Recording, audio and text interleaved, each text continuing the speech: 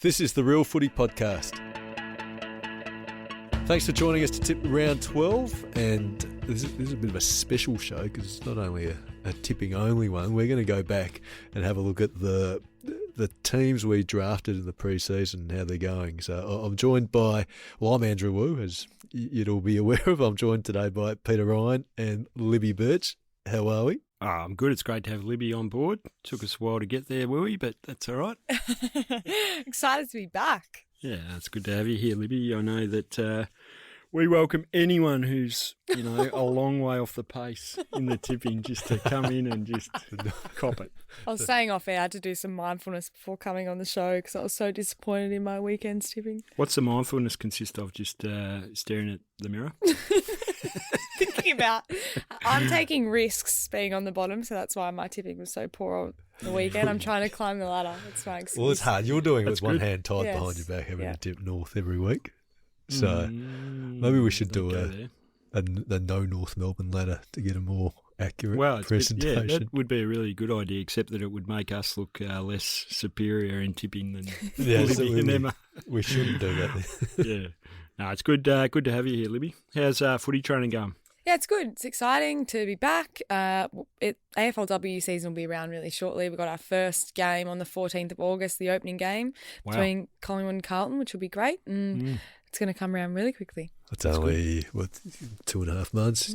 Fingers crossed you have a better pre-season than last year, although it didn't really hurt you in the end, did it? No, it didn't, but it'd be nice not to have a 6-week knee injury somewhere in there. So it's good. Hangover? Premiership hangover? Well, we've got Darren Crocker as our coach, and that is definitely not in his vocabulary to have a premiership hangover. So we're doing everything we can not to have that. And I've been in two teams that have probably had one, so I know the signs and the feelings and everything like that. But it'll be an interesting year for sure. You vowed after your 10th drink, we're not going to have a hangover next year. I'm not much of a drinker, so maybe after my first.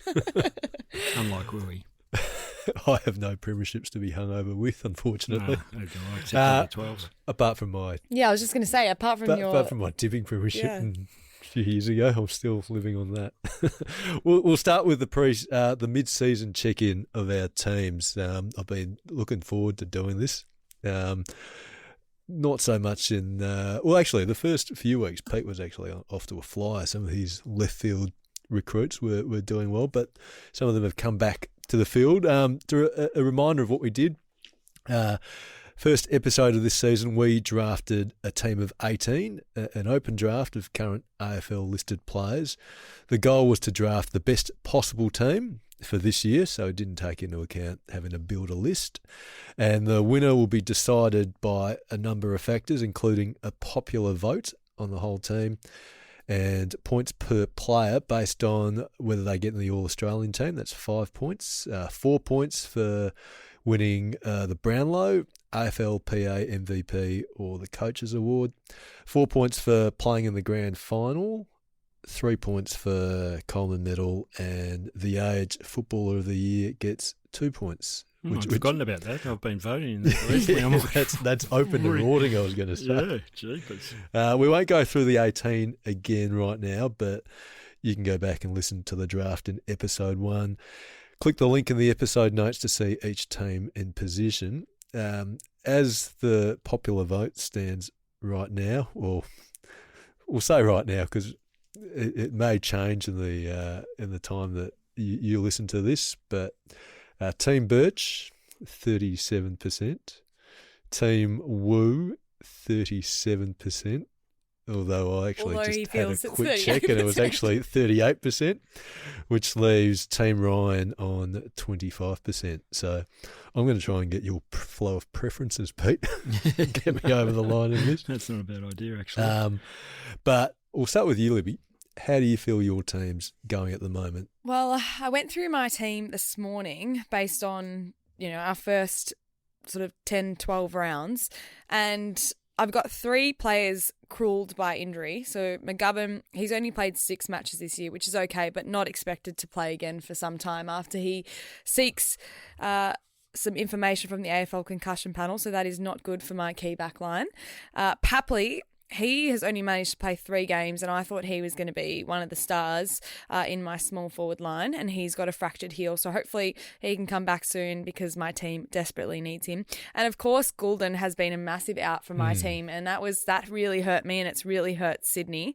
And he will definitely miss more than half of the season with that ankle injury. However, on a positive note, we have Hogan, who is averaging 4 goals a game, and he's 3rd in the Coleman medal at the moment. So I'm pretty happy with how he's performing, considering he's had a few injuries and been in and out. Andrews, he's got some career best numbers in the key backline. Neil is in conversation for his 3rd Brownlow medal. Dacos, of course, he's averaging 30 disposals and 7.2 clearances. Do you want me to stop there? I've got more. You can stop there because you got the 2 Brownlow. Well, Dacos, at least. Well, that wasn't a surprise. Nick was favourite. Nick Dacos was the favourite. Have you got any other Sydney players, or are you the curse? No, that's my only 2 Sydney players. There you go. However, we've got to the reason why those players have been reduced to minimal sidelines. Games. The other player that I thought has been fantastic for my side is Bolton. So I looked at some of the champion data results, and in 2024 he was number 152 in the league, so that is his rank, and this year he's number 29 in the league, so that's a change of 123 positions. So you got to get him into the All-Australian team, don't you? I'm excited in terms about of the that. point system. I need him in there. They are meeting on Tuesday, the All-Australian first meeting of the year, the panel. God, imagine if Libby actually got drafted to that panel. That would throw this whole process into. Would you give this podcast up, or would you continue? You'd have to declare your interest, wouldn't you? Do you say sorry? I'd be loyal. I think this comes first. The tipping podcast with you guys.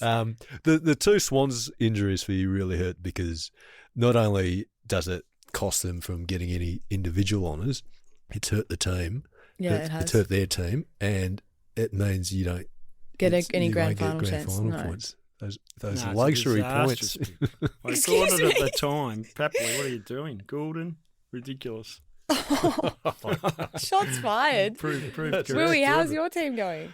I'm reasonably happy with the team at the moment. I need my Carlton players to lift a bit because that's going to hurt me in terms of, I think I had Patrick Cripps as my first pick. That's looking like a bit of a bust at the moment.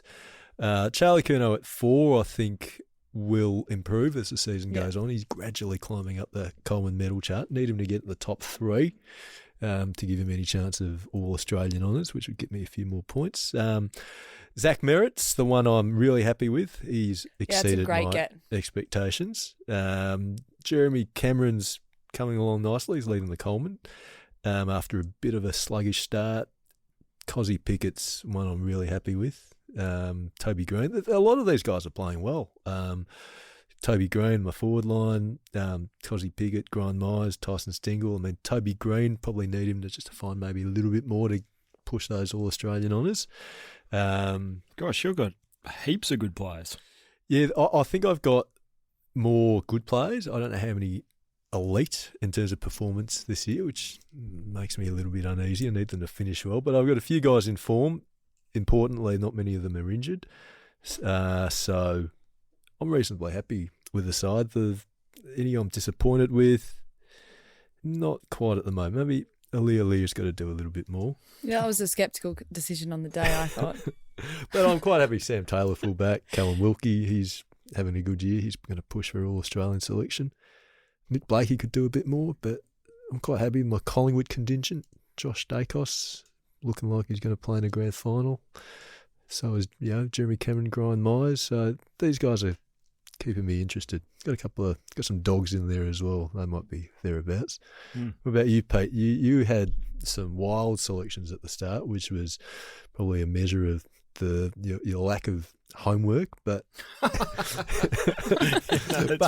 having said that, I forgot how many shots are fired on the show. Having said that, it's Sam Darcy and Riley Philthorpe in the first month. I was cock a hoop about those two. What key forwards they were proving to be before poor old Sam went down with a knee injury. But it could have been really bad, but it wasn't. He's coming back, and I'm still a bit about that knee. Riley. How do you pronounce it? Philthorpe. I can't say that. Philthorpe. try to, but it's really difficult. He's been fantastic.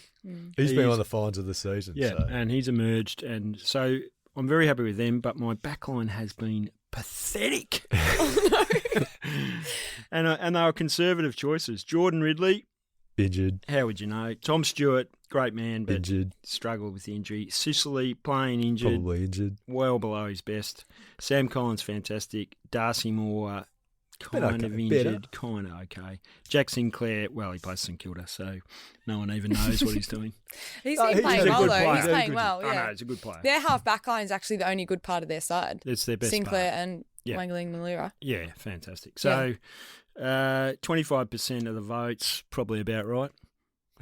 So you're scoring heavily, but you're being scored against a lot. I'm Yeah. getting absolutely smashed when they get it out of the centre, although Gorn Butters and Jason Horn-Francis is not a bad centre line. Or, ruck.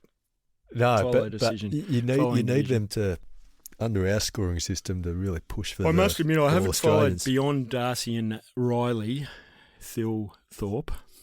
I haven't followed the backline as closely as maybe I should. And also Bailey Frisch. I don't know what I was thinking there. And Nick, He's starting to come good. After spending a bit of time in the VFL. yeah, jeepers, Yeah, he you don't doesn't want your team of the chase. year in the VFL. Oh, he's not going to win the Coleman or make the grand final, I wouldn't have thought. And Nick Watson, I'm very happy with. My Well- backline's all right. Houston. I He'll don't know if play. he might not make All Australian because Josh Dacos will make it. Well, he's Houston's not nowhere having near he's All not having a great season, He but didn't you make the fourth All Australian team. but you're going to get points No through him disrespect for, to you or Dan Houston, but you'll he get hasn't grand- been the same. Max Holmes. She'll get grand final points for him though. Max grand Holmes final. is fantastic. Max Holmes has been good. Yep. Sheasel. She's Hasn't. been It's obviously- okay. They're trying Sheasel to, has been good. I think they're trying to bring him down, well, but I think he's been elite with yeah. what he's got to play with it. Well, I Whereas- think there's two things. One, they're trying to him playing forward, centre forward, where he's going to be more damaging, is not making life as easy for him. Plus, the opposition's focusing on him. It's better for North Melbourne, but it's not good for your team. Yeah. Would be the way I'd sum it up. Yeah, that's right. I can't bag Sheasel. I like Sheasel. I think But- he's Well, how it's many- only his third year, isn't it? Well, how many of your yes, I think how many of your players would you think are pushing All Australian at the moment? I would Well, say. I'd say Lockie Neal pushing Yeah. All Australian. Nick Dacos pushing All Australian. 2. Harris Andrews definitely. Jacob Wiedering. Mm, Nah. Fringe. No, I think Please. Andrews is ahead of him just with the way the side's going. I'm Bolton, trying to make a case for her. Bolton. So that's 4. Shy Bolton. Hogan, potentially 5. Holmes 6. Yep. I reckon it's about 6. 6. Okay. What about you, Pete? Gorn. Butters, if he stays on the park, would be in contention, but not fantastic. Sam Collins will be in contention. Yeah. Fullback. And Riley Thorpe will be in contention. And Nick Watson won't be in contention, but he could be in the squad. Do you get any points for the squad? You don't. No. No. Okay. No. All right, Willie, what about you? I don't think Well, Bailey I've got Fisher Sam will. Taylor, Callum Wilkie, I think would be thereabouts. Lockie Whitfield, thereabouts. Josh Dacos. Yeah. Yeah, absolutely. I think Thereabouts. absolutely. I think he's I think Zach Merritt's a lock at the moment. Toby Green's thereabouts again. Charlie Curnow's probably got a little bit of work to do, but he could get there. He has a big second half. Jeremy Cameron, I think, would be in there. Is there a player, and this is a question without notice, 'cause I just thought of it, is there a player in the competition that you wish you had in the team that none of us have got in their team? I think we missed a couple of those Freo players, like Sarong would have been a good one to have in your Did team. Sarong not make any No. of our No, teams? no. Ah, well, Sarong No, should have he been in. missed. That's Sarong. a massive out. Ed Richards, I think, the Dogs. 100%. I would have liked Ed Richards and Bailey Dale. Yep. But at the start of the year, Nick Blakey, Lockie Whitfield. No. Darcy Cameron. Yeah, I how reckon. could you predict I the fall couldn't. from the Swans, really? Mm. Yeah, Fall the from Swans. grace. Yeah, Chad Warner, he could get there. I've No. got a few guys who are, I think, on the edge. I think I've got a lot of All-Australian potential squad members, that doesn't get you the but that doesn't get the No. job done in this game, unfortunately. Yeah, mediocrity is what I would describe your team as. Celebration of mediocrity. What's that, Mr. 25%? Yeah, no, but they're either crash and burn or they're fantastic.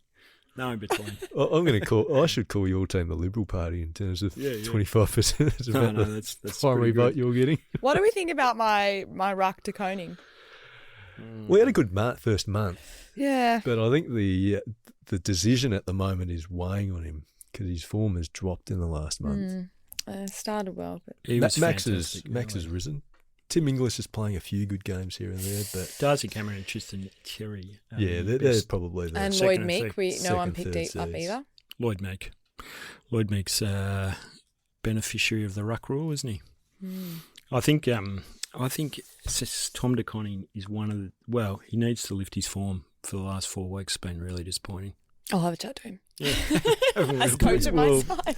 You're the list manager. I think you've got a right to talk to I'll him. have a chat to him. Pick up your game. I want to win this. Any regrets, Pete? Any busts? Any notable busts in your picking a team's side? a bit of a regret because it embarrasses me. Sorry, what? The lack of homework that I put in to pick the team. No regrets. I stick by my team. I would never bag one of my teams. Seriously, I've got no regrets. They'll come good. I think Bailey Fridge. We should have points for the Gary Ayres. Yeah, Bailey Fish actually is a bit of a regret. Injuries have hurt you. I mean, you can't plan for it. Or you can sort of plan for injury to an We extent. should have points for a Gary Ayres best finals player, but it's a bit late. That's a bit late. That's sort I of know, but that's what I'm adding rules hoping. in. That's what I'm clinging to. That one of these players just comes good in the finals.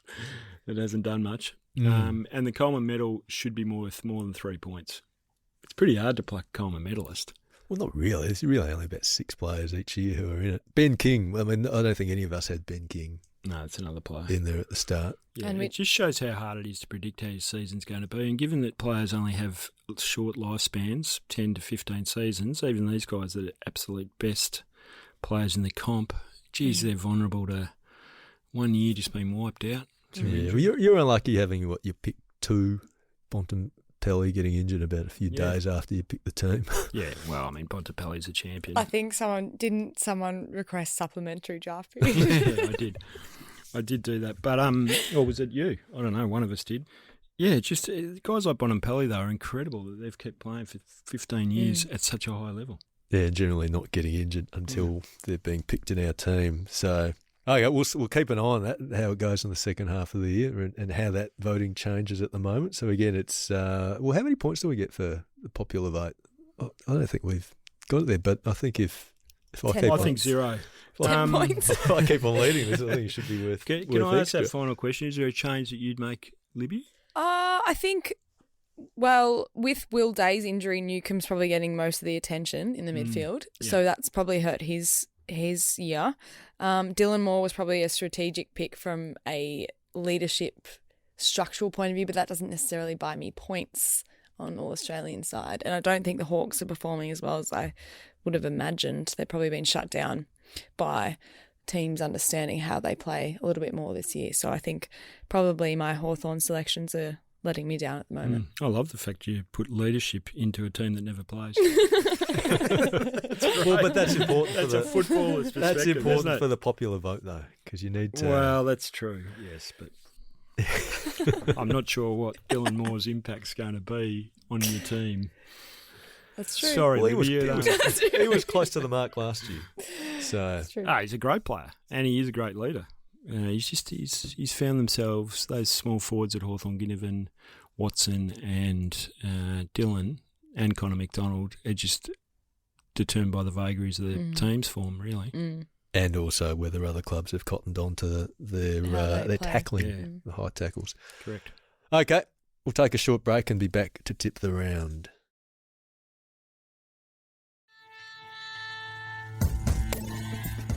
We're online all the time. Just search Age Real Footy on Facebook or Twitter.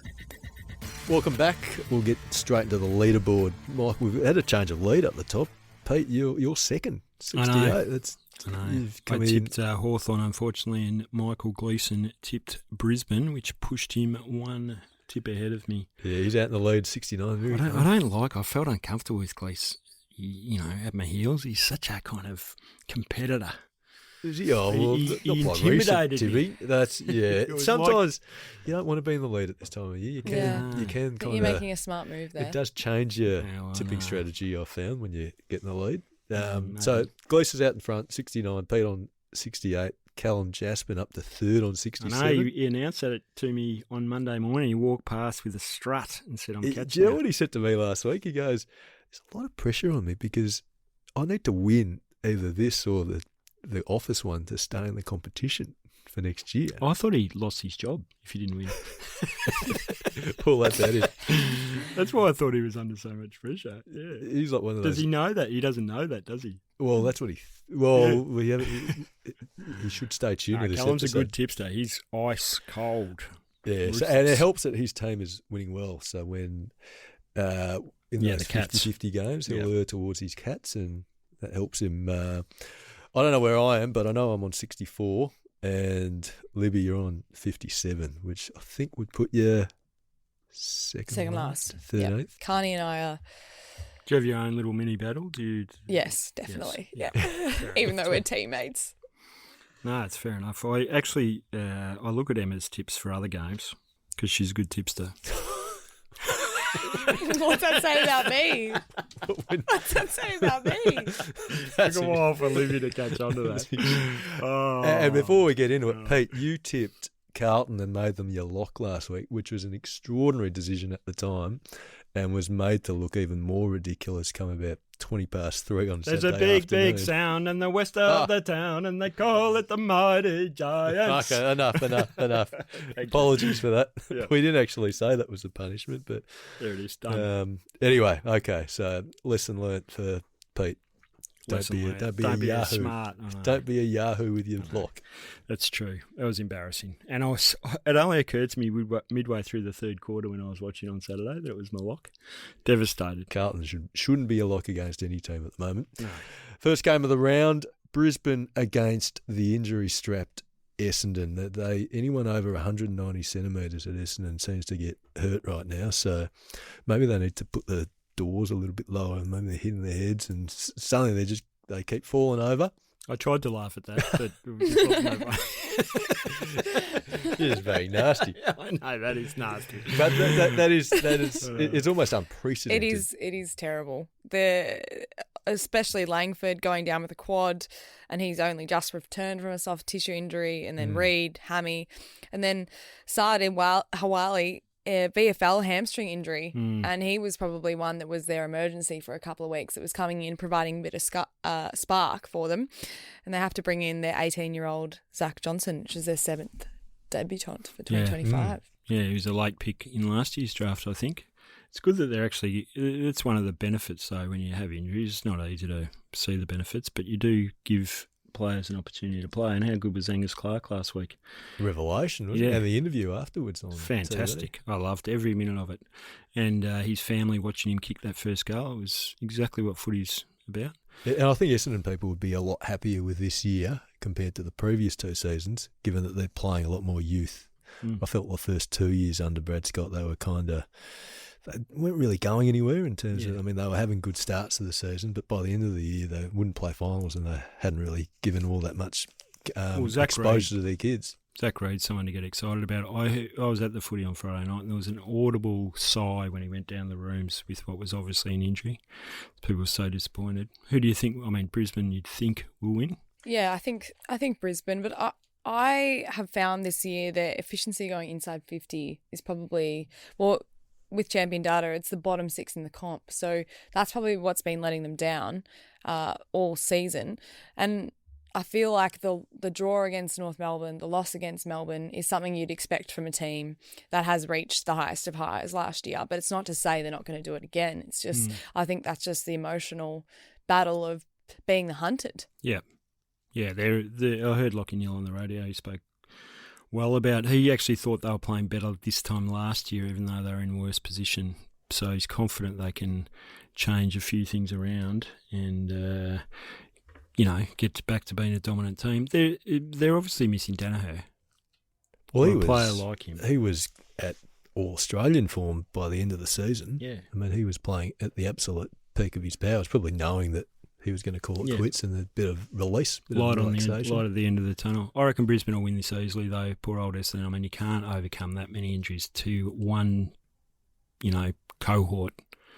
It's impossible. Yeah, it would have been hard for them even without the injuries, and Yep. throw this on top. But I think they've been pretty honest this year, Essendon. They've had a couple of games where they've been blown out. But I think overall, Adelaide Bulldogs terrible, and the rest they've been good. yeah, I think Brisbane will win this. So do I. 40 points. I'm going to jump in and make them a lock. That's good. You obviously Smart. like the Essendon theme song. Actually, I hadn't thought about that. Oh, well, too late now. It won't matter because Brisbane will win. Lions. If your lock breaks, who's got to cop the punishment next week? Pete. Yeah, I can. That's fine.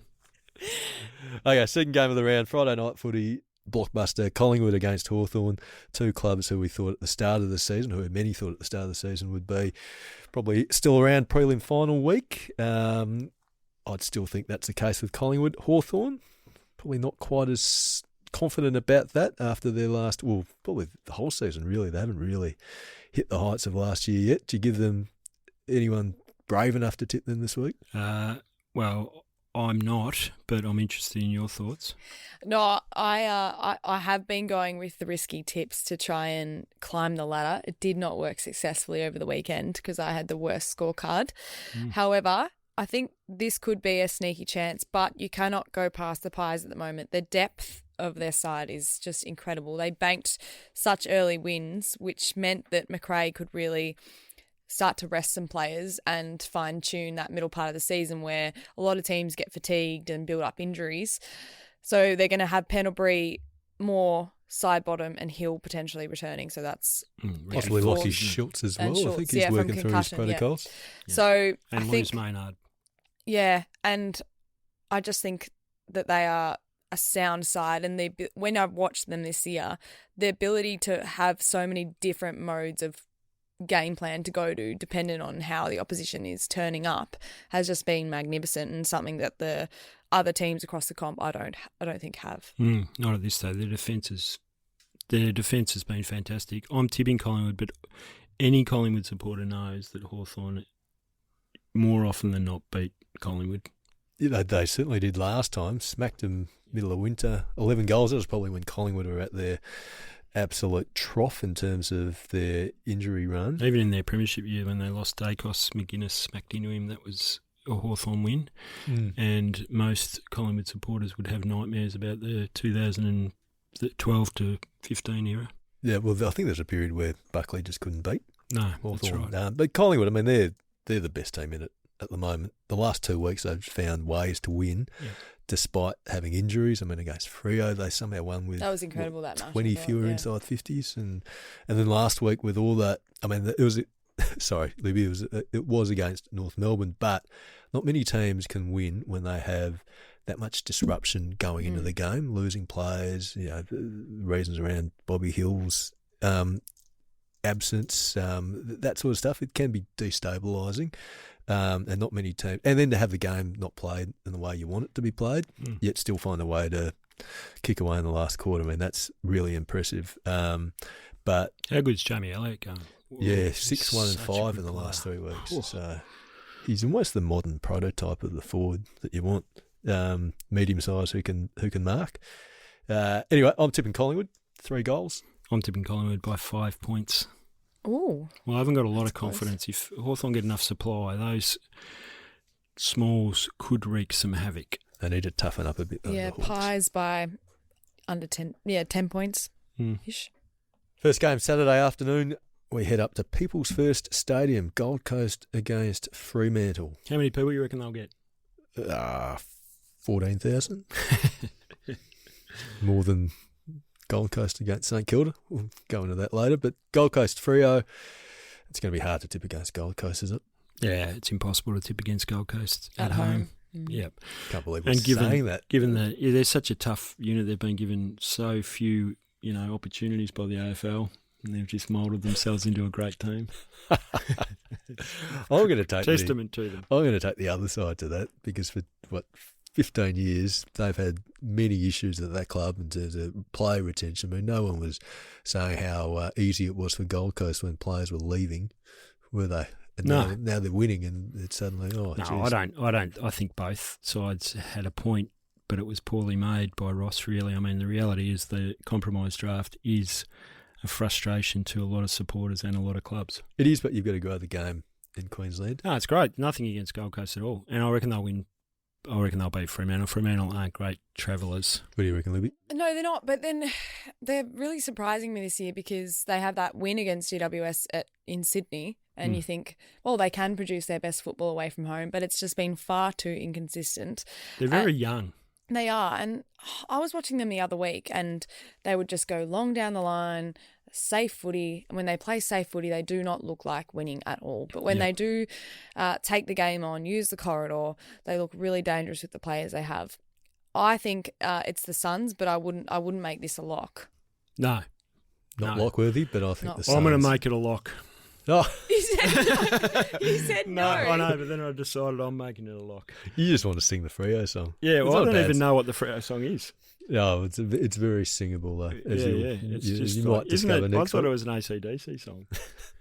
Okay, I'm tipping the Suns, but I think Libby this one will be close. Now she's rolling her eyes at me. That's great. Next game of the round. Sorry. Greater Western Sydney against Richmond, NG Stadium. This is the one. Oh, no, we can't make Richmond the lock at the moment, but... Why not? Well, I think we made that rule at the start of the season. Because I was going to make that my lock. No one told me about that. Well, you can make them your lock. We'll give you a dispensation. Yeah, so the Giants, I mean, Richmond and Libby's lock. Giants against... Well, no one's going to tip Richmond, are they? No. Take us through why the Giants will beat them. Can you? No, because they've been inconsistent. Or no, because you've done preparation here and you know what. Yeah, well, I think the Giants Giants have been lacking in their contest game in the games that they haven't won, and they've had sort of a form slump, and it's because they're not getting it done in the middle of the ground. And if they're not feeding forwards like Hogan, who can take incredible marks, and they're not getting that forward half time that I really think feeds their game. So for me, Kingsley's side needs to win the battle in the middle of the ground in order to get it going their way. And that's what Freo did at home to beat them in Sydney. So I think with Richmond's injuries, again, it's now starting to hurt them. Yeah, it's hard for young teams to travel as well on the road. There are only 2 trips on the road this year. 72-point loss, 61-point loss. Lynch will come back in. Nankervis definitely. And I don't think Bolter can travel, can he? Because no, it's a bit late for him, unfortunately.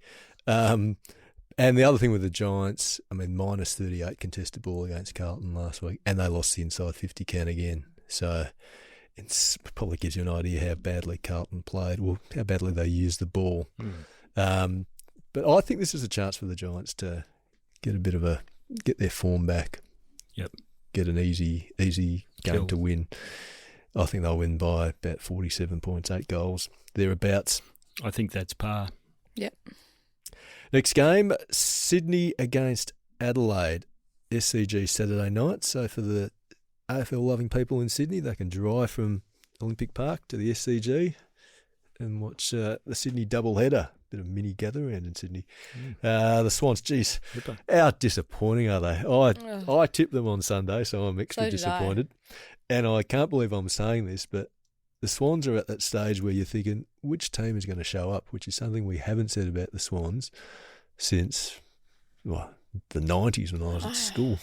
I'm disappointed in Callum Mills. Like it starts with their leadership. He's been injured. Like, of course, that's not always your fault, but there's been a couple of seasons where he's been injured. Then he goes and hits someone high and has to miss a week. Like, that's not someone you want leading your club or showing the way. And I just feel like he's letting them down at the moment, not being on the park. I know that sounds a bit rough, but not being out there, he's just got himself back. He's out again. So it could be a line in the sand kind of moment for Mills, I reckon, as a captain, thinking... He wouldn't have thought about that previously, but now that he's done it and another 3 weeks, he'd be starting to think, I've got to rein this in. He only got the one, though. 1 week. He did 1 week. I've got to rein this in. It's just annoying. Yeah, he hasn't can't played. get continuity. He's just got to hit the training track again. And it was clumsy. It was clumsy by him. I don't think he actually meant to I don't think he go and do. He's not a dirty player. He's always been a ball player. My theory is that John Longmire held such a tight rein on that group, like was such a strong leader, and great coach and experienced coach. Dean Cox is a person that's really popular within that footy club and a good coach, but still learning that there's just watching them. I don't know any intel. Just watching them, there's like they've almost taken a breath out and thought, I can relax a bit. Yeah, I can relax a bit, and they'll pick and choose. That's just the feeling I get. That's a good point. That's a good point. As they get used to Dean Cox. Because they probably always viewed Dean Cox as the assistant. Yeah. And a good guy and an easy person to talk to, with That's a Horse very good being, point. the whatever he was. Because, I mean, you what's your kind of view? What's your psychology around viewing an assistant coach, a long-time assistant, and then the senior coach leaves? It's kind of, it's a different relationship, isn't it? Well, you just have to watch him, John Longmire, from the box to know that he's a harsh, intense coach that would never let anything go. And I think you'd be quite uptight as a player, which would probably produce good performances if channeled in the right direction. Well, they loved him as a coach, mentor as well. And then if Dean Cox was sort of his balancing board, if that makes sense, if Dean was a bit more lovey, caring, on that sort of side of things, when he steps into the head role, who is that next person to be the harshness, the person to say that's not good enough, you can't drop off after 3/4 of effort and not produce in the last quarter. Yeah. So I think you've hit the nail on the head there, Pete, in terms of where's the balance gone within there.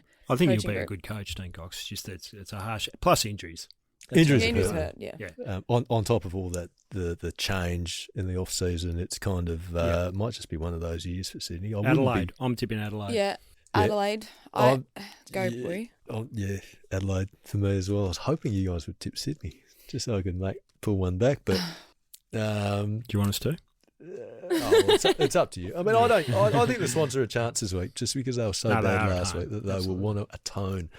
And their season's on the line again. So the only thing is, I feel like Sydney's backline has always been an issue, and Adelaide is scoring over half their goals from inside 50 marks. Right. So if their backs don't bring the ball to ground, Adelaide will smash them. Yeah. And the other thing, Joel Hamling playing as a defensive forward, I don't know how long that can last. Geez, he's had, and when you talk about Cox, he's had Hamlin and McCartan playing as key forwards. That's a hard road.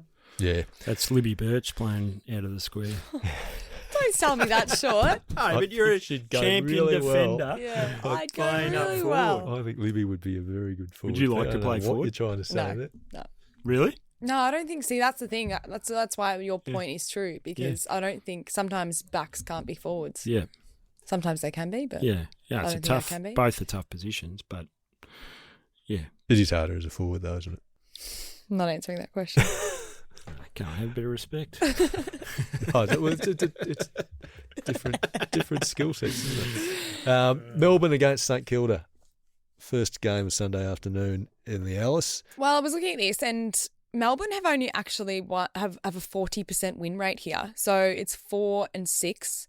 And I was surprised by that. But then I remembered some of the defeats, some of the opposition teams that have come and played there and smashed them. So I think Kasai Pickett being in career best form really helps them. Mm-hmm. Who stops him? But I'm going to go for a risky tip here I'm going to go the Saints. I think they have been playing poorly and they're lacking depth in the midfield. However, I think with Melbourne's win rate here, there's a chance that they could get jumped again by the Saints. That's a brave tip. That's very brave, Olivia. Well, I've got to climb the ladder somehow. No, that's good. I mean, St Kilda's got no form to speak of in Alice Springs, so it's good form, isn't it? Yeah, when you don't have a record. They might be what is it? What's the ground called?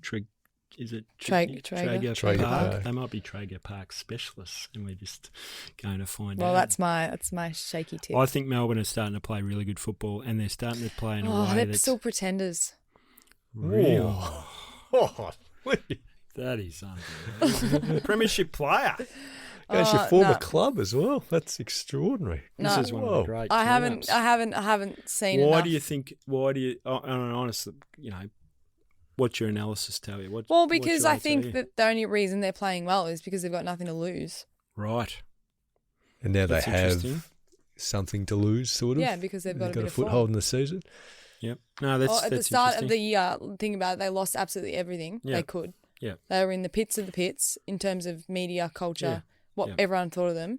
And then I reckon they would have been like, we've absolutely got nothing to lose. Yep. Let's just go out there and play footy. However, they were saying that they were trying to develop a game style that they were struggling with. And yeah, I know, but how much of that can you? I'm fascinated by that idea that you're trying to change the way you play because, I mean, I don't watch footy as closely as, I haven't watched Melbourne as closely as their coaches would clearly, but in the end, isn't it just about winning contest and moving the ball? And Melbourne have started to win contests again. I think they're less selfish. Yeah, well, that comes in. They're sharing the ball around a bit more. They've got some of their running players. They're creating more run off halfback. But less selfish is more an attitude rather than an actual change in game but plan. Malcolm's made a big difference playing in front of the ball, I think, because he's a team-oriented player. And I like Windsor and Judd McVee's come back only in the last few weeks. They're good, and Barry's been in great form. And I also like Langford and Lindsay. They're 10 games into their career, so they're getting better every game.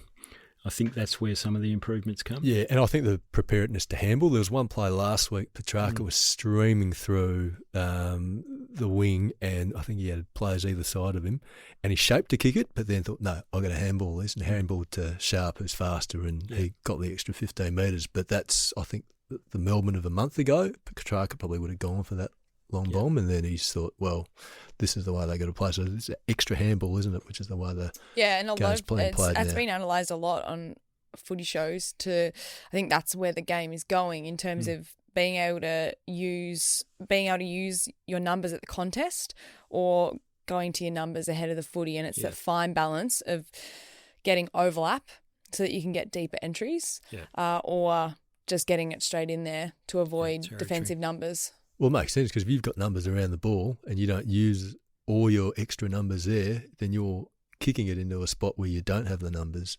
So I just can't. I don't know. You can't play as well as you did last week, but who's going to play on Cozzy Pickett? Well, you've got some of the best half-back line in the league for the Saints. Yep. But they're not great defenders. No, they're not. No. Anyway, I mean, good luck. I hope you win. Thanks, Pete. Yeah. I don't think. No, it's will, good. though. It's an interesting. Yeah, it'll be a big upset if the Saints can get this done. It's a risky tip from Libby because she's 56 or something, 57. Yeah. But it won't be as big an upset as it would be if West Coast were to beat Geelong this week, which is the final game of the round. I'll leave that one with you. I think Geelong will win. What do you think? You might be able to no. I think the Cats will definitely win, but I just don't. I spoke about this the other week, but I don't think the Cats had made enough. Had enough wins to warrant the luxury of resting players, and hence why we saw Dangerfield go down, which was a shame. But we know that Cameron is in career best form, and they've got the easiest. Apparently, they've got the easiest home and away fixture towards the end of the season. I saw that. That's going to be interesting. Yeah, I've done a ladder predictor, and I think Geelong win a lot of games. Yes. Yeah, Dangerfield probably in hindsight, and even ahead of that, shouldn't have played in Adelaide. No, but I think they just needed to because they dropped a few games they shouldn't have. I know. And they might catch them up by the end of the year, as we just said, with the fixture. But I think that was just a decision they had to make. Because it's a bit un-Geelong-like, though, because they're prepared to absorb those losses, knowing because they're so confident in what they have. So Geelong will win this, but the Eagles are a much better team at Optus Stadium. And they've been more competitive in the last month. Yeah. So, I mean, they gave Adelaide a good run for a half last week. So, okay, Geelong for all of us. That's all we have time for today. Thanks for joining us. Thanks for Libby for coming in. Great. Vote Team Birch. Should come in more often. 37% needs to be at 39 by the end of the week. Don't do that. Vote Team Woo all the way. Vote one Woo. You can see the rest of the experts' tips at theage.com.au/AFL. Make sure to subscribe, rate and review wherever you get your podcasts. If you'd like to get in touch with us, send an email to realfootypod@theage.com.au. We'd love to hear from you. The podcast will return on Monday. Thanks for listening, and may your team win.